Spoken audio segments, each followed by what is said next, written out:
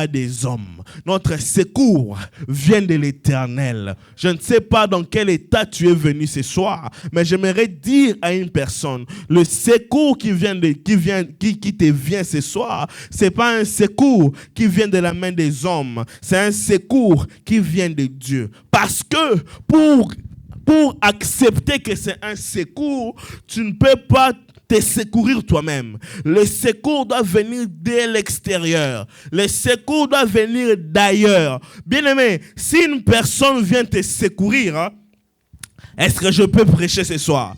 Si une personne vient te secourir, une personne peut te calomnier. Une personne peut dire, regardez, comme il a porté ses pantalons, comme il a porté cette chemise, comme il a cette voiture, comme il a cette maison, comme il a je ne sais pas moi. C'est moi qui lui ai aidé. C'est moi qui lui ai donné de l'argent. C'est moi qui suis venu à son aide. Et d'ailleurs, il était pauvre. C'est moi qui suis venu pour l'assister. L'assistance des hommes. La Bible dit, maudit soit celui qui se confie à l'homme. Bien-aimé, l'homme le plus sûr de ta vie, tu peux lui donner 99,9% d'être en confiance avec lui. Parce que l'homme finit toujours par trahir. Mais la Bible dit l'Éternel, à ceux qui se confient à l'Éternel, il renouvelle leur bonté chaque matin. Alléluia. Le vrai secours que nous avons vient de Dieu. Le secours ne vient pas du gouvernement. Le secours ne vient pas de l'intelligence. Non. Le secours ne vient pas parce que tu as la force. Non. Le secours ne vient pas parce que tu es sage. Non. Le secours nous vient de l'Éternel. Nous vient de l'Éternel. Notre secours n'est pas entre les mains des hommes. Notre secours vient de l'Éternel. Cette femme est partie voir Élisée et il lui a dit, homme de Dieu au secours. La femme a fait une très bonne chose d'aller voir l'homme de Dieu. Il n'est pas allé voir le petit frère de son mari. Peut-être le petit frère de son mari, il pouvait l'aider, mais en lui disant, si tu veux que je t'aide, deviens ma copine. Il n'est pas allé voir les amis de son mari. Peut-être s'il était parti voir les amis de son mari, il allait leur dire, moi aussi, j'ai des enfants. Un jour, dis avec moi un jour, je suis allé voir quelqu'un, je ne dirai pas son nom, parce qu'il est dans ma famille. Peut-être il va voir la vidéo. Je suis allé voir quelqu'un dans ma famille. J'avais un projet. Je suis un entrepreneur. J'aime toujours faire des affaires. Mon père connaît. J'ai eu ma première cabine. Vous savez la cabine? À Kinshasa, c'est le système de prépayé. Tu fais des appels et tout. J'avais quel âge encore, papa? Ma première cabine, je ne sais même plus. J'avais quoi? 13 ans? Trop jeune. Je ne sais même plus. Ma première cabine... Je voulais déjà être indépendant financièrement, donc j'étais un garçon qui aime entreprendre. Alors, je suis allé présenter un projet à ces membres de la famille. Amen. Et je lui ai dit, voici ce que je vais faire. Je veux faire ces projets ici. Le gars m'a dit, d'accord, ton projet, ça coûte combien? À l'époque, j'ai dit, mon projet peut coûter dans les $700. C'était un mercredi. Il m'a dit, passe samedi. Ok. Bien aimé, est-ce que tu as déjà été déçu? $700, on est mercredi, on me dit, passe samedi. Dans ma tête, déjà, j'ai déjà appelé les gens là. Pour faire la peinture, c'est combien? Il me donne les devis. Pour faire ceci, c'est comme... On m'a dit, je ne suis même pas encore arrivé samedi, mais moi, je commence déjà à m'organiser. Pour faire l'étagère, là, c'est combien? Parce que je voulais faire un vivre frais à moi-même. Alors, pour faire ça, ils m'ont dit, c'est comme ça, c'est comme... Les vivres frais, je suis allé dans l'entrepôt des vivres frais pour voir les articles, pour commencer à acheter la marchandise. J'avais déjà pris la référence. Il y avait déjà un dossier à mon nom, une commande déjà prête. Il devait juste, quand j'allais amener l'argent, j'ai dit samedi. J'ai dit samedi, tout sera OK. Il m'a dit OK. Ils ont mis les références. Bien aimé, samedi, je suis allé voir la personne. On était en train de déjeuner avec ses enfants, avec sa femme. Et la personne me dit, OK, voilà, je vais donner autant à Gaston. Hey! C'est pas à mon absence. C'est que je suis là. Non, c'est beaucoup d'argent. Si tu lui donnes cet argent, il sera, voilà, tête en l'air. Il fera ci, il fera ça. Et ces jours-là, chez eux, ils parlent de moi, ma présence. Donc, c'est comme si je suis... Donc, ça ne les concerne pas. Et à la fin, les gars disent, OK, on va faire ça. Je vais t'appeler après. Et pour que je rentre, ils me donnent $10 de transport. De 700 à 10. Ils ont enlevé $690. Bien aimé, quand la Bible dit, maudit soit celui qui se confie à l'homme, ça ne fait pas des aventures. Maintenant, quittez maintenant là-bas, rentrez chez vous maintenant. Tout le monde m'appelle déjà. J'avais dit samedi à 13h. Je quitte là-bas à 10h. Maintenant, pour arriver chez nous à la maison, à 13h, j'ai fermé mon téléphone. Parce que tout le monde m'appelait. C'est comment. Et finalement, la chose n'était pas faite. C'est peut-être l'exemple de cette femme. Elle est allée voir les amis, les oncles de son mari, pour dire qu'il y a le créancier qui veut prendre les enfants. Regarde comment est-ce que les enfants risquent de devenir esclaves. Peut-être l'oncle l'a dit, si je donne cet argent, ton mari était têtu, ton mari ne me respectait pas, ton mari ne m'aimait pas, votre affaire, ce n'est pas mon problème. La femme a dit, hey, à qui irai-je? À qui irai-je? À qui irai-je? À qui irai-je? J'aimerais dire à une personne ce soir, peut-être que tu es dans le même cas que cette femme, que ton problème n'est pas entre les mains des hommes. Ton problème se trouve à un niveau où ce n'est pas un coup de fil qui peut résoudre. La personne qui doit donner cet argent est en train d'hésiter. La personne qui doit débloquer cette situation est en train d'hésiter. Je te dis ce soir que ton secours viendra de l'Éternel. Ton secours viendra de l'Éternel. Ton secours viendra de l'Éternel. La Bible dit, dans leur détresse, ils invoquèrent l'Éternel. Et l'Éternel envoya sa parole et la parole leur guérit. J'aimerais dire à une personne, la chose la plus célèbre, la chose la plus chère, la chose la plus précieuse que Dieu peut te donner pour que tu aies la solution à ton problème, c'est quand il te parle. Quand Dieu te parle, il te donne la solution.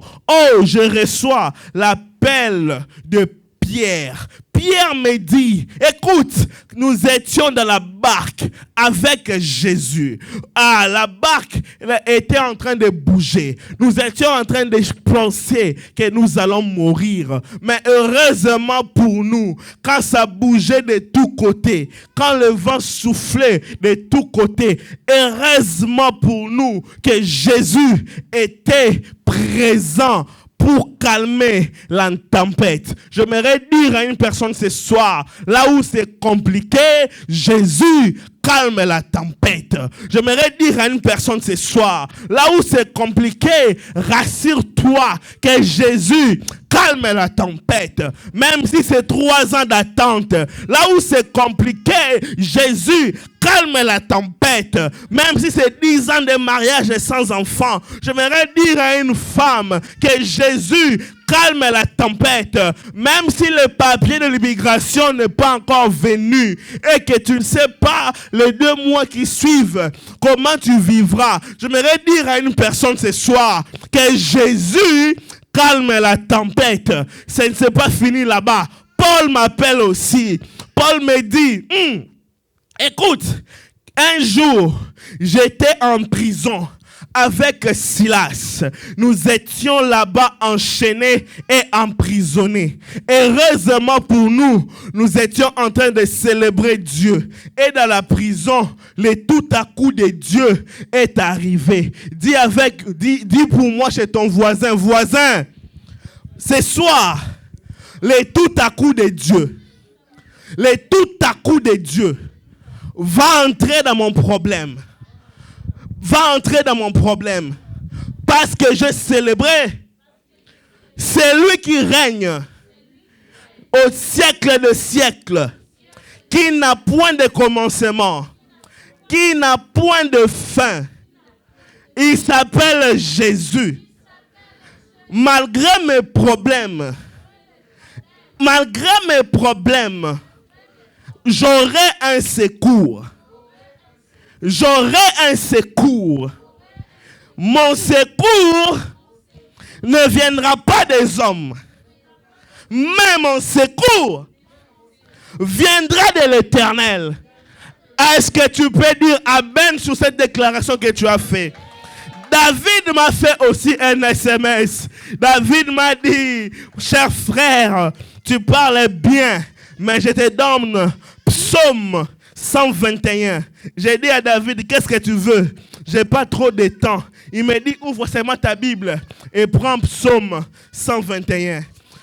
J'ai dit à David, j'ai pas le temps. David a tellement insisté.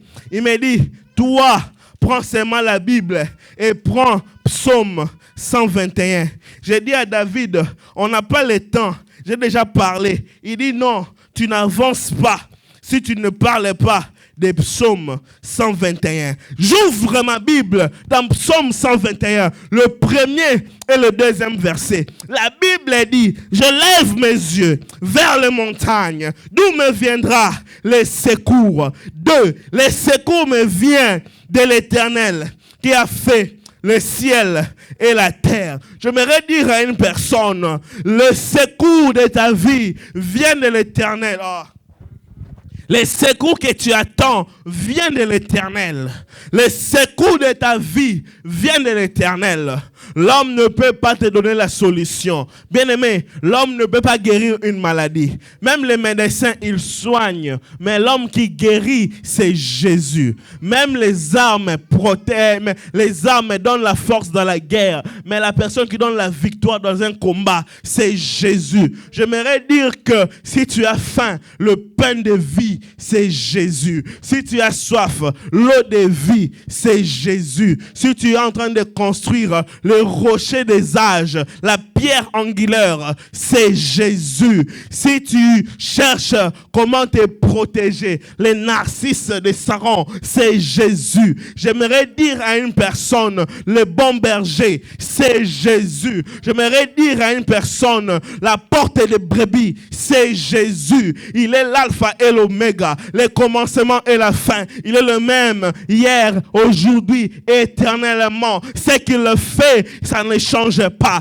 Si hier, il a donné à manger à David, aujourd'hui, il le fera avec moi. Et demain, il le fera avec mes enfants. Je suis en train de dire à une personne ce soir, si Moïse a sorti le peuple d'Israël dans la mer, en Égypte, par la mer Rouge, aujourd'hui, Dieu te fera sortir de ta situation. Et demain, tes enfants aussi témoignera ton Dieu. Est-ce que je parle à une personne ce soir? Dieu est de ton côté. Dieu est... j'étais en train de suivre une prédication ce soir. Le révérend Espérance Mbakadi a dit, jamais Dieu sera du côté de tes adversaires. J'aimerais te dire ce soir, jamais Dieu sera du côté de tes adversaires. Dieu ne sera jamais ton ennemi. Dieu ne sera jamais ton ennemi. Dieu ne sera jamais ton ennemi. Dieu ne sera jamais ton ennemi. Au contraire, Dieu sera toujours ton soutien. Il sera toujours ton secours. Au nom de... Vous savez, Jacob est en train de fuir son oncle Laban. Laban le poursuit pour le tuer et prendre sa richesse. Il est en train de fuir. L'Éternel a apparu et dit à Laban, n'ose même pas le parler en bien ou en mal, sinon je vais te tuer. Ok, mais il y a un problème. Malgré qu'il est en train de fuir, il y a son frère Ésaü à celui qui l'a volé la bénédiction. Il avait dit quand il partait, les jours qu'il viendra, je les tuerai. Et il a peur parce que son frère peut les tuer. Et j'aime la Bible. Jacob était stratège. Regarde ce qu'il a fait. Pour demander pardon à son frère, il a un groupe de gens qui est en train de partir pour voir comment est-ce que son frère allait l'accueillir. Mais il scène des camps. Il scène des camps. Il fait un camp de serviteurs et il envoie ces camps-là pour que peut-être que son frère, quand il verra ses serviteurs, il voudra les tuer, mais il ne reverrait pas ses enfants. Et comme il aimait beaucoup Rachel et ses enfants, il met Rachel à l'avant-dernière position et il met Léa en avant. Léa et ses enfants aussi partent. Et aussi Rachel avec ses enfants en avant et lui à la dernière place. Mais en ayant peur de la mort parce que son frère, oui, son oncle, Dieu peut le maîtriser, mais il ne savait pas si son frère, Dieu va le maîtriser. Jacob, j'aimerais te dire ce soir que Dieu tient le cœur des rois entre ses mains et aucune personne, son cœur peut l'échapper. Même le cœur de Poutine est entre les mains de Dieu. Vous savez, pour que la guerre de l'Ukraine et de la Russie puisse finir, s'il y a des bons intercesseurs, ils peuvent seulement prier que Dieu puisse toucher le cœur et de Volodymyr Zelensky et de Poutine. La guerre va finir parce que Dieu tient le cœur de tout le monde entre ses mains. Mais cette dimension de prière pour que Dieu puisse toucher le cœur de Poutine et le cœur de Zelensky. Ah, il faut venir me voir en tout cas. Ça, on ne fait pas ça comme ça. Le cœur de Poutine et de Zelensky. Dieu peut toucher leur cœur. Je sais que Dieu veut toucher leur cœur. On sait comment faire. Mais là, pour vraiment aller, il faut venir me contacter. Sinon...